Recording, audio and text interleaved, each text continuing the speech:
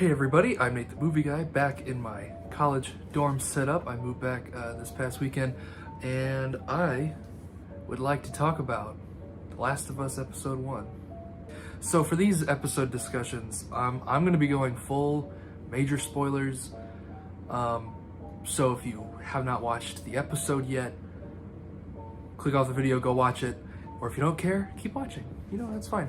Or if you're waiting for all 9 episodes to be released, then I'm sorry, a lot of my content will be The Last of Us themed for a while. But it's okay. So, yeah, let's get into it. So I'm a massive fan of The Last of Us games, both of them. Even Part 2, which I know has a lot of discourse online, whatever. But The Last of Us Part 1 is one of my favorite games of all time. And when they announced this show, I was very cautiously optimistic. I got Craig Mazin, who is behind the absolutely masterful Chernobyl miniseries for HBO. Highly recommend that, by the way. And Neil Druckmann, the creator of the games, is one of the showrunners as well. And I was hopeful, but still cautiously optimistic.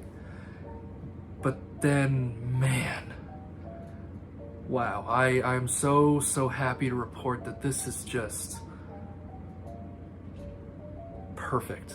This first episode is like literal perfection.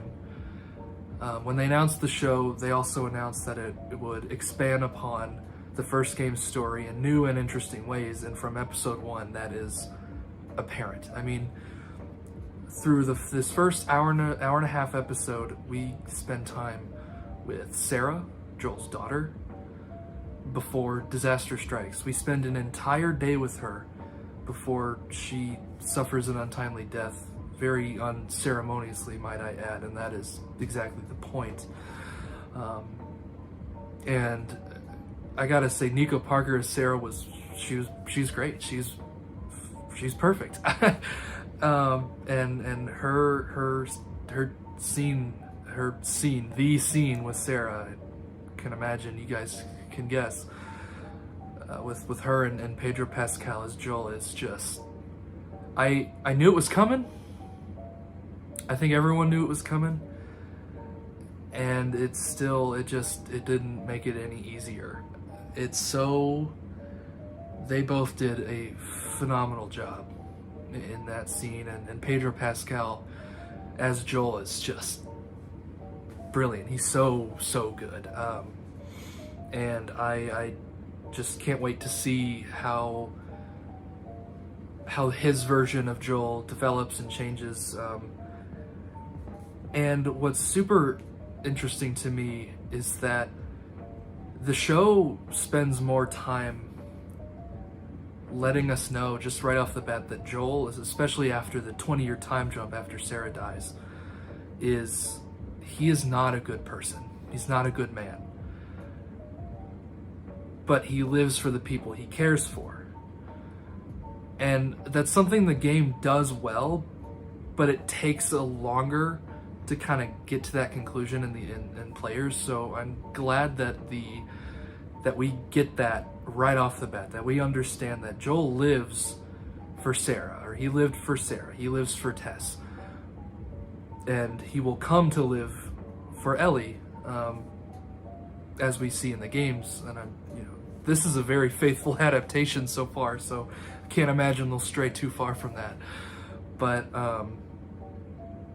and it's great right off the bat to see that is already starting to develop for Joel. Right at the very end of the episode, Joel's beating that guard to death, and Ellie looks on with she's not scared and she's not upset. She likes the fact that he is protecting her.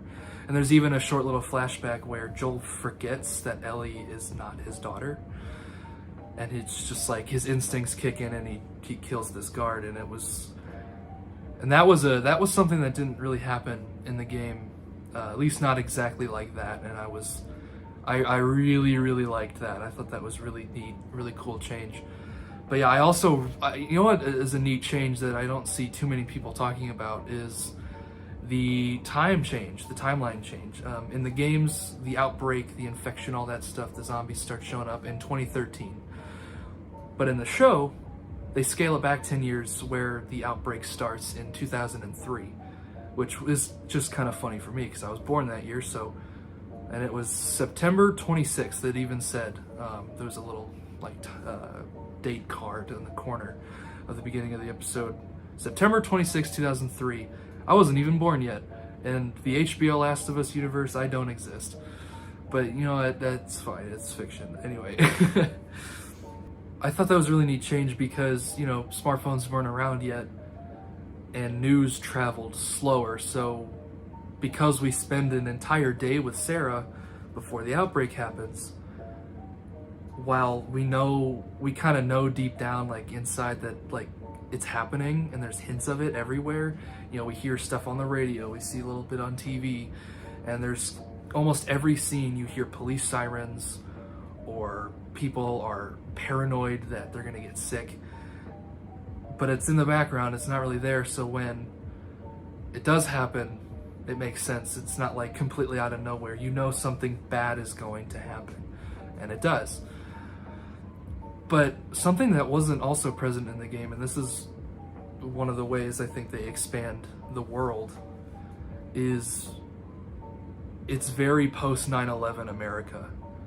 And it makes sense, it's 2003, it's only 2 years after the 9/11 attacks, and there's so, especially in that day one sequence where we follow Sarah for a day, there is so much like American imagery. Like there's a shot, Sarah's walking outside and jets fly overhead and there's an American flag in the corner of the shot. Or she's at school and she's watching the clock, and right next to the clock there's a picture of President Bush, and it's like there's so much of that, you know, post 9/11, you know, America hoorah attitude in that day one.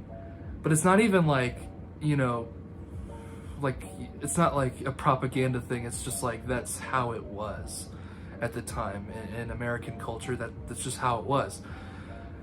And when the outbreak happens, Sarah even asks, is it a virus from terrorists? I'm like, that's so interesting. The game didn't really explore that at all because it took place in 2013 when a lot of that had kind of blown over. A lot of that, you know, hoorah, US military is great attitude had kind of worn off due to time, and I really, really appreciated that change. I thought that was really neat, and I even see that like militaristic, like critique imagery kind of stuff going on even post outbreak, post 20-year time jump with Fedra. And we have to talk about Ellie. We had to talk about Ellie. Ellie was not in the episode very much, but the few scenes that she was, oh my god. Bella Ramsey is perfect. They are a complete scene stealer. And it's wild to me that neither Pedro Pascal or Bella Ramsey have played the game, at least in its entirety. In interviews, they've talked about how they played like little bits or just watched gameplay and stuff, but like neither of them have played the game in its entirety, and it's mind-blowing to me that they have captured those two characters so well. And the fact that I can say that not only as a massive fan of the games, but also we only get a few scenes with Ellie towards the end of the episode, and Bella Ramsey's perfect, is magnificent, and I have no doubts about this show. None. There's absolutely no doubts regarding the success of the show, how good it's going to be. I just know I will be completely satisfied with this as an adaptation, as a Last of Us fan, and I'm really happy that this just magnificent story is finally being told in a way where people who don't play games can experience it, because it really is, in my opinion, one of the greatest stories ever told, and I'm very happy that, you know, that Naughty Dog and Neil Druckmann, the creator of the games, is so behind it, as well as just an amazing filmmaker and Craig Mazin. And he directed this first episode, and he did it all handheld, which I thought was really neat. That was cool. I like handheld stuff. It's fun. I like that. I like handheld cameras. Anyway, but this is just a perfect pilot, perfect first episode, and I cannot wait for the next 8 weeks, because I can tell this is going to be just a really special show that is handled with such love and care. And yeah, also next week I'm sure we're getting actual full infected stuff. I'm sure we're going to see the clickers for the first time. I'm very excited. The infected sections of the games are always my favorite because I love the infected. I think they're super cool and different from anything else, any other like zombie media. So I'm very excited to see how they do them in the show. The next episode I believe is reported to be 55 minutes, almost an hour. So I'm sure, and they got so much done in just an hour and a half, and did it well. So I'm sure next week we'll have plenty to talk about. Very excited. Hope you guys are excited for my discussions in these. This is different for me. I'm very excited to try this out, see how well these do. I'm also just a super passionate Last of Us fan, and any excuse I can get to talk about it, I'm going to take. So hope you guys enjoy these. I hope I enjoy making them. Just filming this has been really fun. But yeah, you know what? Yeah, screw it. I didn't think I was going to do this, but honestly, I might as well. I mean, we're here. Let's do it. The Last of Us on HBO, Episode 1, gets the Nate seal of approval. Thank you guys for watching. Hope you guys are excited for more of these discussions as well as other content in the future. And yeah, I'm Nate the Movie Guy. Thanks for watching.